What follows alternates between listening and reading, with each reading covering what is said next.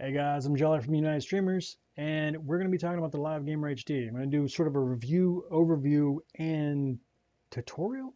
We'll try and jam-pack this all into 10 minutes so it can fit on Amazon. Anyways, there's the card. If you need the downloads, that's where it's at. We're going to skip down here to the Go button. Now, basically, what this is it connects up to the computer, and you're able to use their software, one-tap record, which is nice for YouTubers or people making other kind of uh, recorded content. But additionally, if you're not using their software, you can use this with OBS and put in a hotkey. So you can switch scenes or whatever else and use it as more of a floor tap system, which is what I've used it for in the past. The plastic is nothing like what I thought it would be, which would be like those easy buttons from Staples. This is some very durable plastic. Underneath the plastic is a very heavy metal base, and then attached to that is a rubber piece so that way it doesn't slip. So if you're doing a forward articulation whenever hitting the button, either with your hand or with your foot, it's always going to stay where it needs to be. So that way you're never, searching around for it. It's always in the same location, which is really nice. We're going to go down to the card here. As you can see, there's HDMI out, in, audio out and in. Now, having the audio out and in there is really nice for console gamers, because a lot of times, I get people asking me, how do I get my buddies onto the stream without having to do too much work? What you do, from wherever your audio is coming from for your headset, put a Y splitter on there. Then one Y splitter goes to the card for the audio in. The other one goes to the headset. Boom, done. That's all you gotta do, which is really nice. I don't believe you get that with a Lite version. I believe the Lite version has both those removed. System requirements, Windows 10 through 7. I do not recommend these CPUs, but if that's all you've got, it'll work. If this is all the RAM you've got, I feel sorry for you, but it'll work. And the reason being is they're basing this off of their own software. And what their own software does is it limits you to 1080p, 30 frames per second, but it tells the card to do the hardware encoding. So the H.264 is done on the card. That's where the limitation comes into play, and they should say this somewhere, but if you're not using their software, you're basically using this like a pass-through for like OBS. OBS can do as much as it wants to, so there's no encoding there. All the encoding is done on the CPU. So if you want 1080 60 frames per second, you can do it. If you want 120 frames per second, as long as wherever the video is coming from and it's actually doing 120 or above, you can get 120. At least that's been my experience.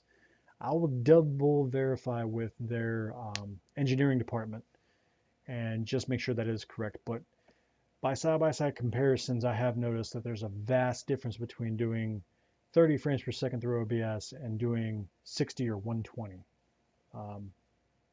So there's that. Now I'm going to show you the installation of the card, which I made a video for that. But we're going to go ahead and look at some of the images of the card without the faceplate. So there's the card without the faceplate. And here is a much larger close-up shot of that same card. So there's that. Let's go ahead on to the video here. Alright, so this is how you install the Live Gamer HD, or any card really for that matter. We're going to go ahead and plug this in. As you can see, it's got a smaller connector than, say, a graphics card would. This is the PCI Express. And I've got a PCI Express right here behind the graphics card. Now, if you don't have one here, you can put it in any one of these slots, including the larger ones. It's just I generally keep the larger ones for graphics cards in case I want to do SLI or Crossfire.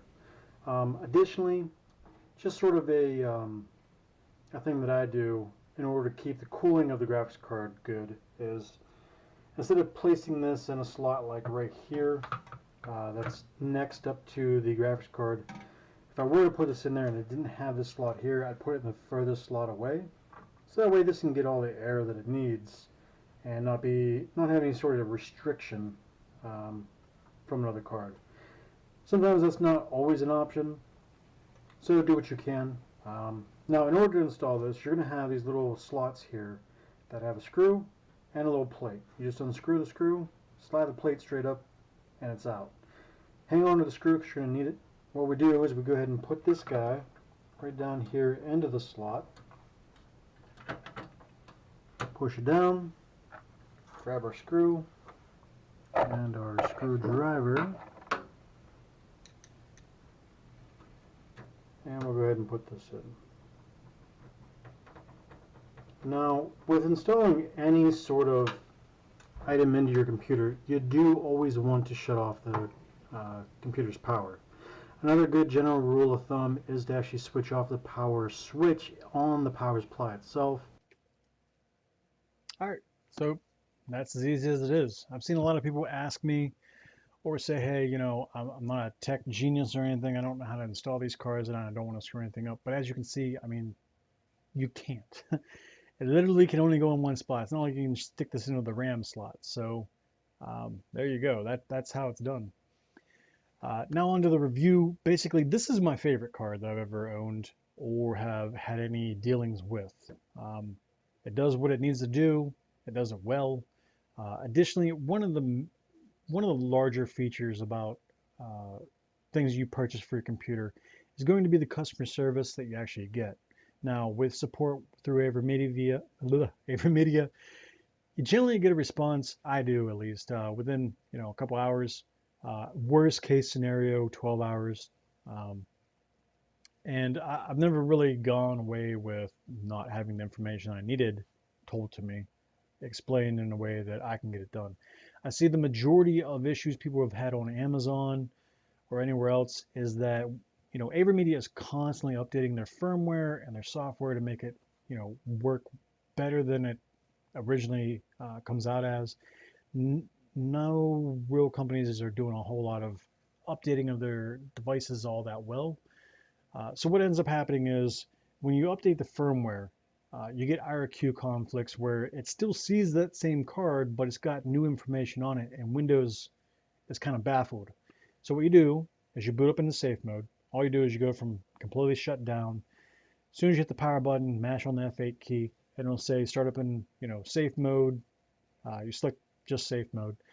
Go into it. Go into your device manager. Remove any drivers in device manager for the Avermedia card, all of them. Close it out. Reboot the computer. Windows will see it and reinstall it again. Boom, done. You're back to having a good card again. A lot of people were saying that they, updated it and then bricked it. They haven't. It's just an issue where Windows isn't quite intelligent enough to say, hey, that's a card that's got new firmware. All right, cool. Let me go ahead and reassign things for this. And that's really the only issue that I've ever seen anyone have with the card itself. And I've given some tech support on Amazon for that, but support themselves will go ahead and tell you basically the same exact thing. Then when it comes to video quality, I mean, it's phenomenal. There's absolutely zero input lag time. Back in the day, whenever I was a large streamer, which I haven't really been streaming anymore, but they used to, I only had one monitor, and the problem was, I couldn't display to another thing. So I would use OBS and kind of size it and then put chat on the side of OBS, and I would play my console directly through the card to OBS and watch it on there instead of watching it on a screen. So if that gives you any indication of how good the delay response is, I was playing Call of Duty and just murking people. So there's that. As far as input to delay, you could literally play through OBS and not have an issue, instead of playing as you ought to with dual monitors. I've got 3 monitors now, so I don't really have to worry about that. But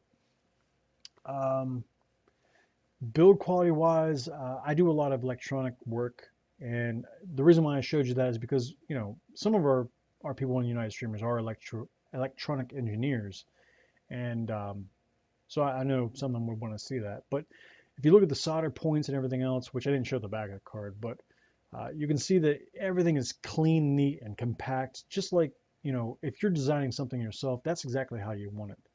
Another reason why I go with Avermedia is simply just the fact that they've been in the market much longer than anybody else. I think my first dealings with Avermedia was back in 2002 to 2005, whenever I was recording some video over from cameras or DVDs and that kind of stuff. So that way I'd have archive on my computer instead of having to go searching for the disk or media file itself. I could have it all on the computer. And other companies like I know Elgato is really large, but prior to doing Elgato, they were making light bulbs. So they haven't been in the game all that long. So my trust hasn't really been set and established with their company. We did ask them for samples like we got from Avermedia with these cards and the external that we'll be reviewing later. But they denied us and said that 11,000 members with United Streamers wasn't enough. So I don't know. Hopefully they change their mind and we can get a review with them. Maybe they can, put some competition between the cards and we can do a head-to-head with them. Anyways, that's my review about the Avermedia, how to install it and everything else. Hopefully you find this useful, and if you do, hit the button for it. But I'm gonna go ahead and get out of here. Hope you guys have a great day and keep streaming.